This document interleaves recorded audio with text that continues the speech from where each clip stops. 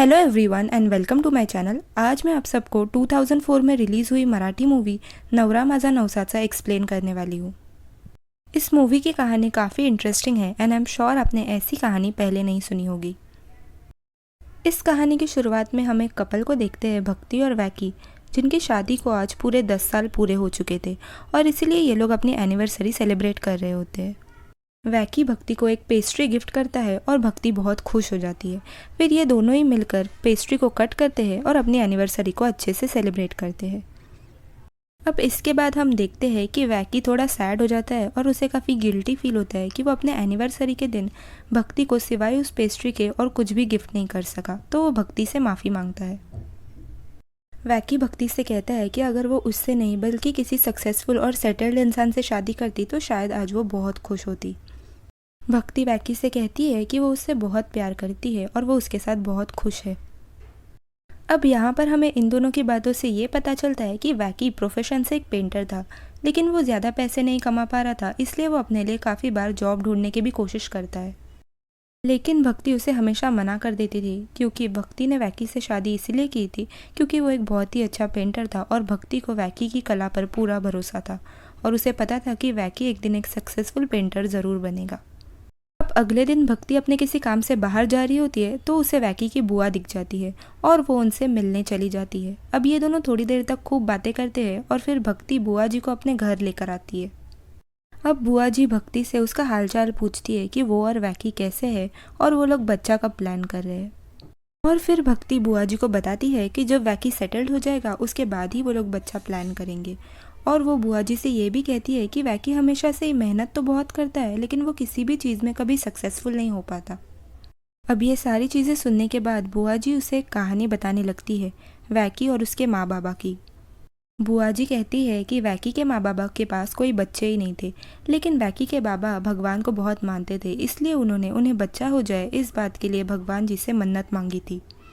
अब मन्नत मांगने के बाद उन्हें बच्चे हो तो गए, लेकिन वो कोई भी बच्चा जिंदा नहीं रह पाया और ऐसा 3 बार हुआ। उसके बाद उन्होंने मन्नत ही चेंज कर दी। अब वैकी के बाबा ने ये मन्नत मांगी थी कि जब भी उन्हें बच्चा होगा वो उस बच्चे को उसी वक्त उसी हालत में बिना कपड़ों के भगवान जी के मंदिर लेकर जाएंगे और उनका आशीर्वाद लेंगे। और फिर वैकी का जन्म हुआ, लेकिन उसके बाद ही उसके बाबा गुजर गए और इस सदमे में उसकी माँ भी गुजर गई और इस सारे प्रोसेस में इस सारे लोग उस मन्नत के बारे में भूल गए। अब बुआ जी का मानना ये था कि उन्होंने भगवान से मांगी हुई मन्नत अधूरी रख दी और इसीलिए शायद वैकी जो भी करता है वो कभी भी उस चीज़ में सक्सेसफुल नहीं हो पाता। अब थोड़ी देर और बातें करने के बाद बुआ जी भक्ति को बाय कहती है और वहाँ से चली जाती है और फिर भक्ति पूरा टाइम इस मन्नत के बारे में ही सोचती रहती है। अब थोड़ी देर बाद जब वैकी घर पर आता है तो भक्ति उसे बताती है कि आज उन दोनों से मिलने उसकी बुआ जी यहाँ पर आई थी। बुआ जी की बताई हुई सारी बातें ही भक्ति वैकी को बताने लगती है कि वैकी का जन्म भी मन्नत मांगने की वजह से ही हुआ था। अब ये सारी चीज़ें सुनने के बाद वैकी बहुत खुश हो जाता है। अब भक्ति वैकी से कहती है कि वैकी का जन्म होने के बाद क्योंकि उसके माँ बाबा गुजर गए थे इसलिए वो मन्नत अधूरी ही रह गई थी, तो क्या हम उसे पूरा कर सकते हैं। और इस बात के लिए वैकी भी मान जाता है। अब वैकी को लगता है कि ये भी कोई नॉर्मल मन्नत ही होगी, जैसे भगवान जी को नारियल या फिर फूल चढ़ाना। भक्ति वैकी से कहती है कि उसे गणपति बुले के मंदिर जाकर भगवान जी का आशीर्वाद लेना होगा, जिस बात के लिए वैकी मान जाता है। और फिर धीरे आवाज़ में भक्ति कहती है कि तुम्हें बिना कपड़ों के मंदिर जाना होगा, जिसे सुनकर वैकी शॉक्ड रह जाता है, लेकिन वो हंसने लगता है क्योंकि उसे लगता है कि भक्ति उसके साथ मजाक कर रही है। लेकिन फिर भक्ति उसकी कसम खाती है और वैकी समझ जाता है कि भक्ति जो भी कह रही है वो सच कह रही है और वो ये सारी चीज़ें सुनकर बहुत शॉक्ड रह जाता है। वैकी भक्ति को साफ मना कर देता है कि वो लोग ऐसी किसी भी मन्नत को पूरा नहीं करेंगे, लेकिन भक्ति उसे बहुत मनाने की कोशिश करती है, तो वैकी उस पर गुस्सा हो जाता है कि वह अगर इस हालत में बिना कपड़ों के मंदिर जाएगा तो लोग उसे पागल समझकर मारने लगेंगे। लेकिन फिर भी भक्ति वैकी को मनाने की बहुत कोशिश करती है क्योंकि उसका ये मानना था कि जब भी ये मन्नत पूरी हो जाएगी तो उनके हालात बेहतर हो जाएंगे। अब अगले दिन भी भक्ति वैकी को मनाने की बहुत कोशिश करती है, लेकिन वैकी नहीं मानता और ऊपर से वो भक्ति पर गुस्सा हो जाता है कि इतनी पढ़ी लिखी होने के बावजूद भी भक्ति कैसी अजीब सी जिद को लेकर बैठी है। वो भक्ति से गुस्से में आकर कहता है कि भक्ति बहुत ही सेल्फिश है और सिर्फ अपनी खुशियों के बारे में ही सोचती है। अब इस बात से भक्ति बहुत हर्ट हो जाती है और वैकी को समझाने की कोशिश करती है कि वो वैकी से बहुत प्यार करती है और वो उसे सक्सेसफुल इंसान होते हुए देखना चाहती है और वो इस मन्नत के पीछे भी इसीलिए पड़ी हुई है।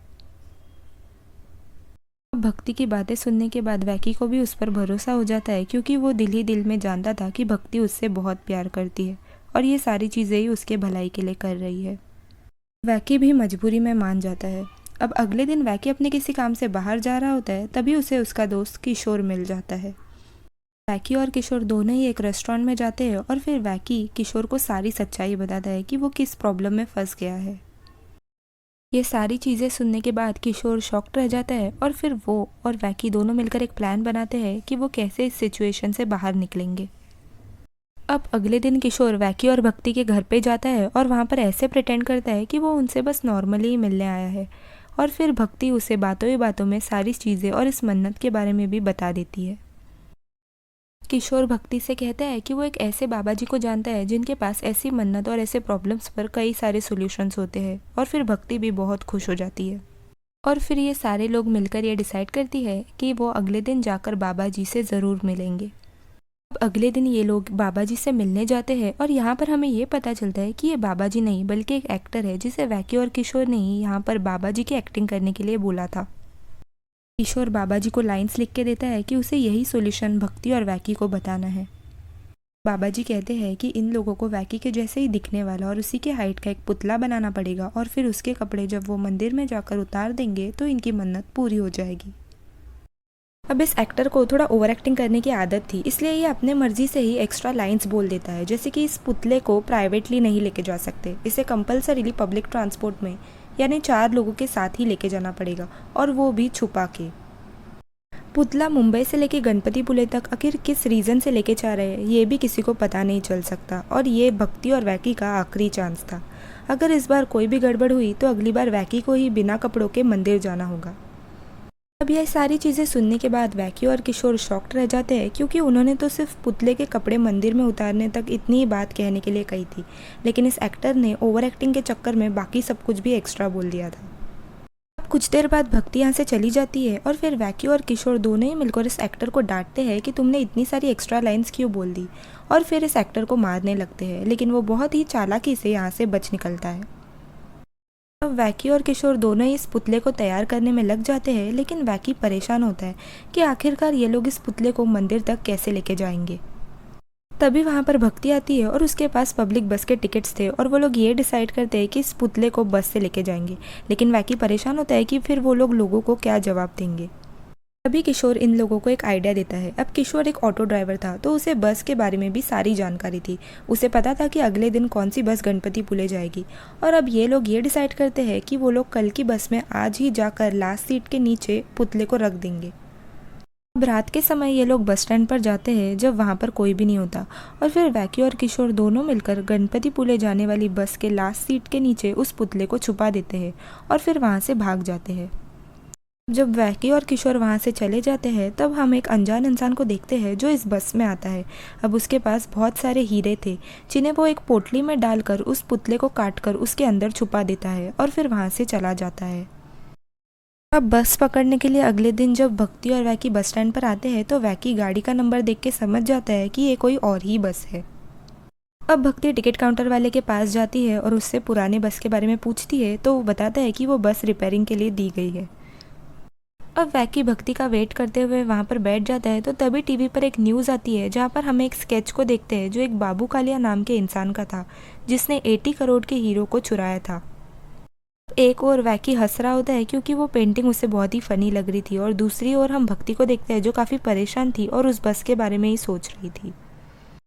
तभी वहाँ पर वो ओरिजिनल बस आ जाती है जिसके अंदर वैकी ने वो पुतला रखा था, और फिर वैकी और भक्ति दोनों ही बहुत खुश हो जाते हैं।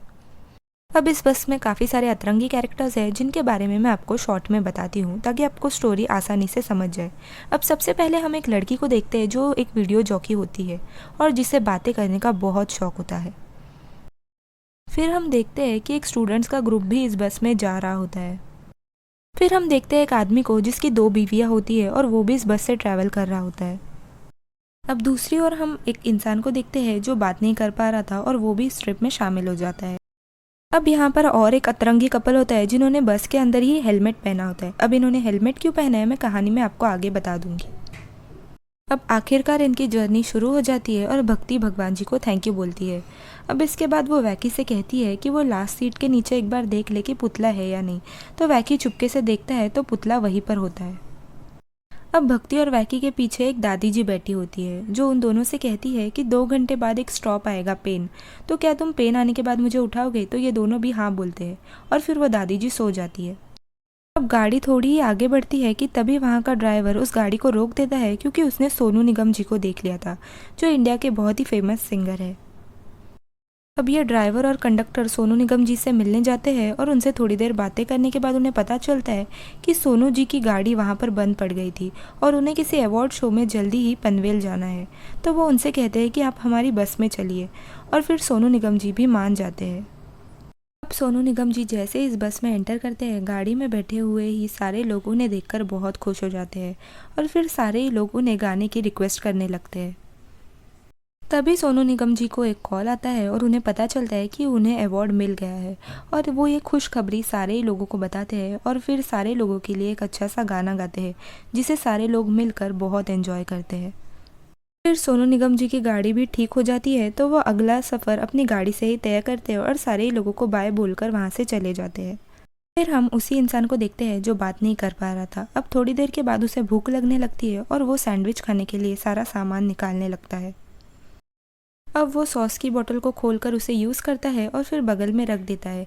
अब बस चल रही होती है तो वो बोतल हिलने लगती है और नीचे रखे हुए पुतले पर ही सॉस गिर जाता है। अब भक्ति और वैकी जब सो रहे होते हैं तभी हम देखते हैं कि वैकी की आंखें खुल जाती है और वो ये रियलाइज़ करता है कि जिस स्टॉप पे वो दादी जी ने उन्हें उठाने के लिए कहा था वो तो कब का चला गया। अब ये सारी चीज़ें सुनने के बाद भक्ति और वैकी दोनों ही बहुत डर जाते हैं। अब ये लोग उस ड्राइवर के पास जाते हैं और उनसे रिक्वेस्ट करने लगते हैं कि वो गाड़ी को पीछे घुमा ले, जिस बात के लिए वो पहले मना कर देता है। लेकिन जब भक्ति कहती है कि वो बूढ़ी औरत बिल्कुल ही अकेली है तो ड्राइवर भी मान जाता है। अब जैसे ही वो स्टॉप आता है, भक्ति और वैकी उस दादी जी को उठाने के लिए जाते हैं और उनका सामान लेने में मदद करते हैं ताकि वो आसानी से उतर सके। तो वो दादी जी कहती है कि उन्हें तो यहाँ पर उतरना ही नहीं था। अब वो दादी जी उनसे कहती है कि मुंबई से लेके इस स्टॉप तक 2 घंटे लगते हैं और 2 घंटे के बाद उन्हें दवाई लेनी थी, इसलिए उन्होंने कहा था कि जब ये स्टॉप आ जाएगा तो उन्हें उठा दे। अब ये सुनने के बाद वैकी और भक्ति दोनों ही शॉक्ड रह जाते हैं और गुस्से में आकर अपनी सीट पर बैठ जाते हैं। बस जैसे ही थोड़ी दूर जाती है फिर हम देखते हैं कि कंडक्टर जाकर उसी इंसान पर टकरा जाता है जिसने बस के अंदर हेलमेट पहना था और वो उन लोगों पर गुस्सा करता है। ये लोग अपने बच्चे से बहुत रूडली बात कर रहे होते हैं तो वो कंडक्टर उन्हें डांटता है कि उन लोगों को बच्चों से बात करने की तमीज़ नहीं है। और फिर वो कंडक्टर उस बच्चे से बहुत ही प्यार से बात करने लगता है और फिर हम देखते हैं कि उस बच्चे को धीरे धीरे कर कर गुस्सा आने लगता है और वो कंडक्टर को बहुत ही गुस्से से देखता है। वो बच्चा कंडक्टर पर अटैक करता है और उसके सर पर एक टक्कर मार देता है। अब इस कपल के पीछे बैठा हुआ एक इंसान इन लोगों से पूछता है कि ये बच्चा इस तरीके से बिहेव क्यों करता है। अब इस बच्चे की माँ उस इंसान को कहानी बताती है कि ये बच्चा बचपन में रोया ही नहीं था, इसलिए डॉक्टर्स ने कहा है कि जब भी ये रोएगा तभी ये नॉर्मल हो पाएगा।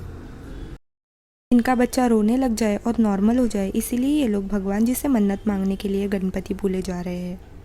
अगले स्टॉप पर एक इंसान बस में चढ़ता है जिसे देखकर कंडक्टर डर जाता है क्योंकि कंडक्टर को लगता है कि ये इंसान एक गुंडा है। अब दूसरी ओर हम देखते हैं कि पुलिस स्टेशन में पुलिस वाले को एक कॉल आता है कि बाबू कालिया नाम का गुंडा जिसने 80 करोड़ के हीरो को चुराया है वो इस बार गणपतिपुले में जो बीच है वहीं से दुबई के लिए भागने वाला है।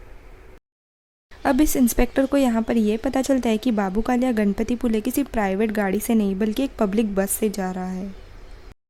जब ये इंस्पेक्टर हवलदार को गाड़ी का नंबर बताता है तब हमें यहाँ पर यह पता चलता है कि ये वही गाड़ी है जिसमें भक्ति और ये सारे लोग ट्रैवल कर रहे हैं और बाबू कालिया भी इसी गाड़ी में है। फिर हम देखते हैं कि वैकी के आगे बैठा हुआ इंसान एक न्यूज़पेपर पढ़ रहा होता है और वैकी को बोर हो रहा होता है तो वो भी उससे उस न्यूज़पेपर को मांग लेता है। अब वैकी जैसे ही न्यूज़पेपर पढ़ने लगता है तो उसमें भी वो सेम ही न्यूज़ होती है कि बाबू कालिया नाम का गुंडा 80 करोड़ के हीरो को लेकर भाग गया है। ये लोग अखबार पढ़ ही रहे होते हैं कि तभी उनके पीछे बैठा हुआ इंसान उनसे कहता है कि उसने बाबू कालिया को रियल में देखा है।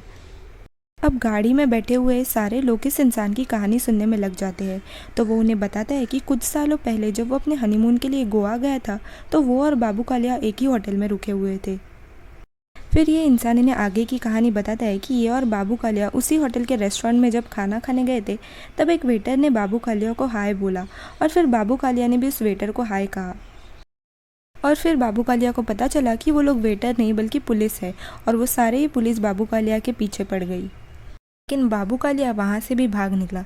फिर हम देखते हैं कि वैकी उस इंसान से कहता है कि आप बाबू कालिया को अच्छे से डिस्क्राइब कीजिए, मैं उसकी पेंटिंग बनाता हूँ। अब इस इंसान को भी बाबू कालिया को देखे काफ़ी सारे साल गुजर गए थे, इसलिए उसे इतनी सारी चीज़ें तो याद नहीं थी, लेकिन उसे जितनी भी चीज़ें याद थी वो सारी ही चीज़ें वो वैकी को बताने लगता है, और फिर वैकी बाबू कालिया की पेंटिंग बनाने में लग जाता है। अब थोड़े ही दूर आगे जाने के बाद बस एक जगह पर रुक जाती है और सारे ही लोग चाय पीने के लिए नीचे उतरते हैं। तो भक्ति वैकी को रोक लेती है और उससे कहती है कि जब सारे ही लोग यहाँ से चले जाएंगे तो हम पीछे जाके पुतले को एक बार चेक कर लेंगे।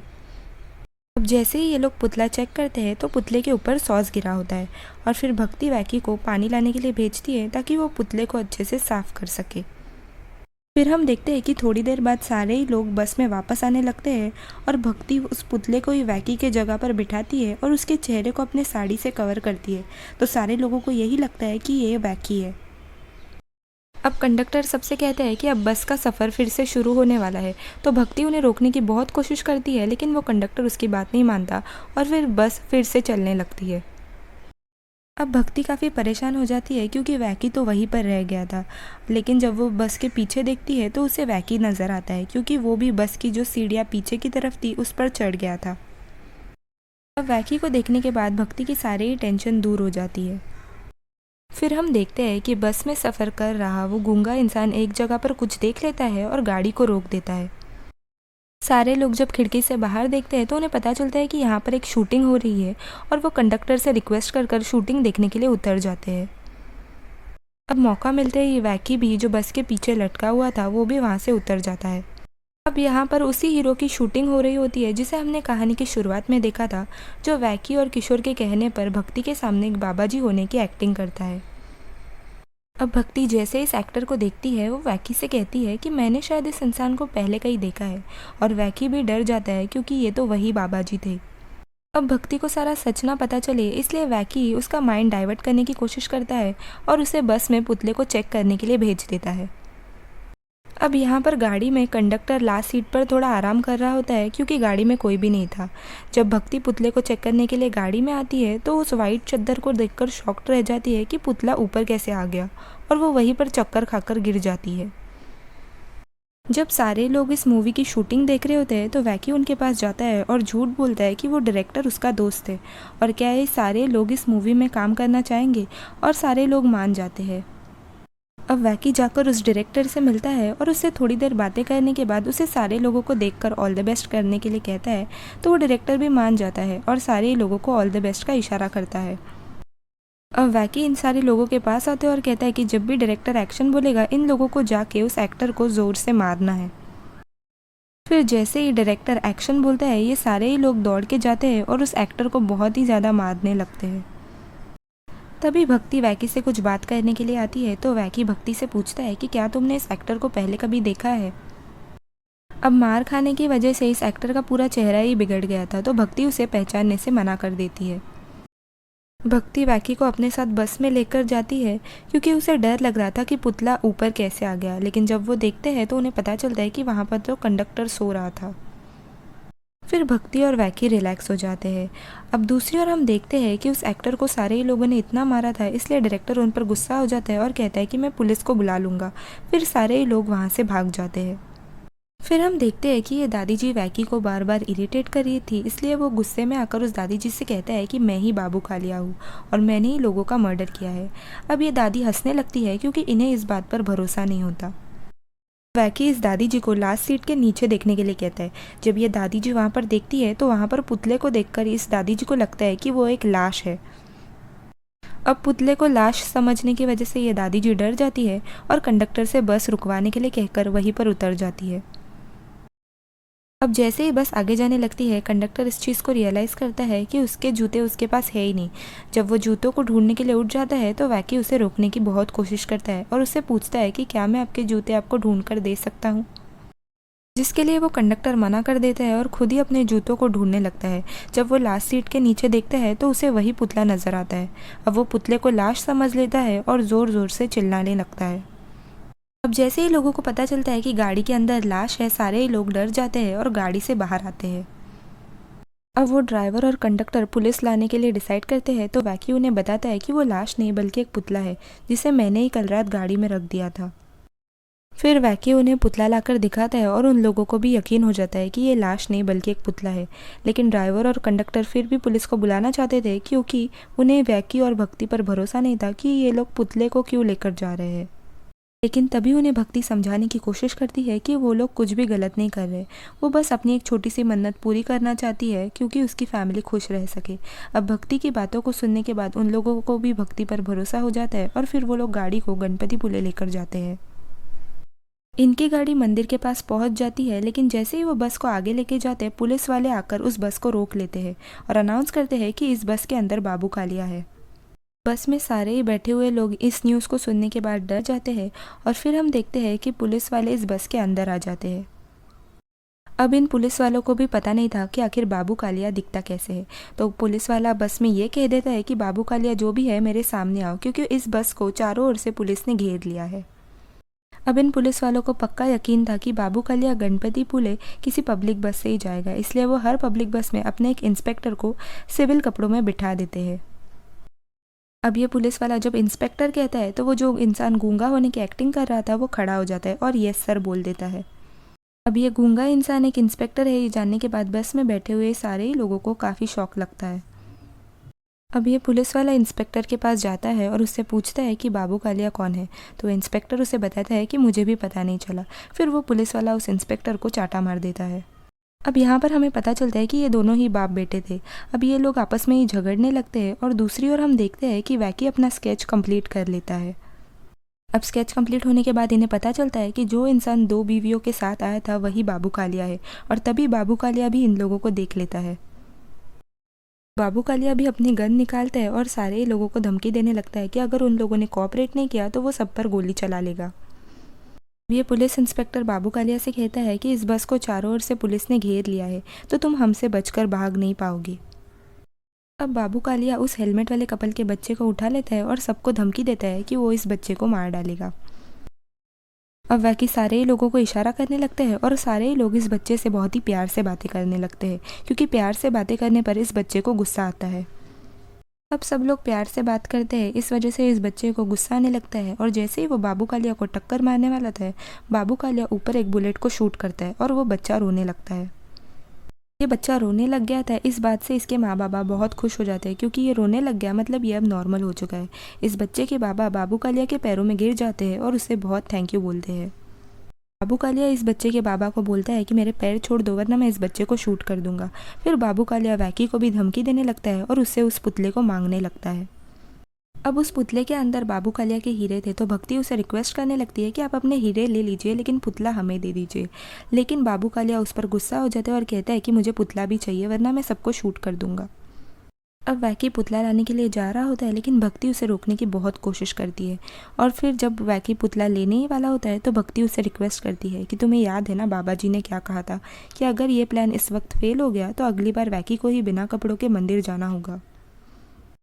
वैकी मजबूरी में भक्ति को सारी सच्चाई बता देता है कि वो बाबा भी झूठा था और ये सारा उपाय भी झूठा था। ये सारी चीज़ें उन्होंने भक्ति की खुशी के लिए प्लान की थी। अब भक्ति वैकी से कहती है कि भले ही ये सारी चीज़ें झूठ हो, लेकिन जो विश्वास भक्ति को भगवान पर है वो सच है। अब भक्ति को पूरा यकीन था कि जब वो लोग इस उपाय को पूरा कर लेंगे तो इन लोगों की सारी प्रॉब्लम सॉल्व हो जाएगी, इसलिए वो वैकी से रिक्वेस्ट करती है कि वो इस पुतले को मंदिर लेकर जाए। और फिर वैकी उस पुतले को उठाता है और बस के पीछे की खिड़की से बाहर फेंक देता है और खुद भी वहीं से कूद जाता है।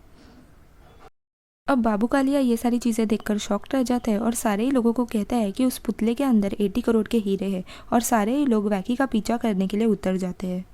अब वैकी भागने लगता है और उसके पीछे बस के सारे ही लोग भी भागने लगते हैं। बाबू कालिया वैकी को पकड़ने की बहुत कोशिश करता है और इस सारे ही प्रोसेस में वैकी का कपड़े धीरे धीरे कर फट जाते हैं। भागते भागते वैकी मंदिर के अंदर चला जाता है और उसके पीछे सारी पुलिस भी जाती है। दूसरी ओर बाबू कालिया को भी अरेस्ट कर लिया जाता है। अब वैकी मंदिर के अंदर आता है और मंदिर के दरवाजे को अंदर से ही लॉक कर देता है। वैकी भी दरवाजे के पास खड़ा रहता है तो उसकी पैंट लॉक में फंस जाती है और जब बाहर से पुलिस वाला उस दरवाजे को धक्का मारता है तो वैकी की पैंट दरवाजे के लॉक में फंसकर फट जाती है और वैकी भगवान जी की मूर्ति के सामने बिना कपड़ों के खड़ा होता है। भगवान जी की इतनी सुंदर मूर्ति देखने के बाद वैकी उन्हें हाथ जोड़ता है और उन्हें थैंक यू बोलता है। वैकी के बाबा ने जो मन्नत मांगी थी उसे पूरा करना थोड़ा मुश्किल था क्योंकि वैकी अब बड़ा हो गया था, लेकिन उसके मन में सच्चाई थी इसलिए भगवान जी ने भी उसका साथ दिया। अब वैकी के सारे ही कपड़े फट गए थे इसलिए वो भगवान जी से दिल से प्रार्थना करता है कि उसे कोई रास्ता दिखाए। और तभी वहाँ पर हवा चलने लगती है और उसे वहीं पर रखे हुए पंडित जी के कपड़े दिखाई देते हैं। वैकी भगवान जी को थैंक यू बोलता है और वो कपड़े पहनकर बाहर आता है। अब मंदिर से बाहर आने के बाद पुतले के अंदर जो 80 करोड़ के हीरे थे वो वैकी पुलिस वालों को सौंप देता है। अब ये इंस्पेक्टर इन लोगों को बताता है क्योंकि इन्होंने इस हीरो को पुलिस वालों को वापस लौटा दिया था, इसलिए इन लोगों को गवर्नमेंट की तरफ से 8 करोड़ रुपीज़ एज इनाम मिलेंगे। अब वैकी और भक्ति दोनों भी खुश हो जाते हैं क्योंकि जैसे ही उन्होंने अपनी मन्नत पूरी कर ली भगवान जी ने उन्हें अपना आशीर्वाद भी दे दिया था। फिर हम देखते हैं कि सारे ही लोग भक्ति और वैकी के लिए बहुत खुश हो जाते हैं और सारे ही लोग मिलकर भगवान जी की आरती एक साथ करते हैं। और इसी के साथ इस मूवी की कहानी भी यहीं पर ख़त्म होती है। अगर आपको ये वीडियो पसंद आई हो तो प्लीज़ मेरे चैनल को लाइक शेयर एंड सब्सक्राइब करें and thank you so much for watching the video.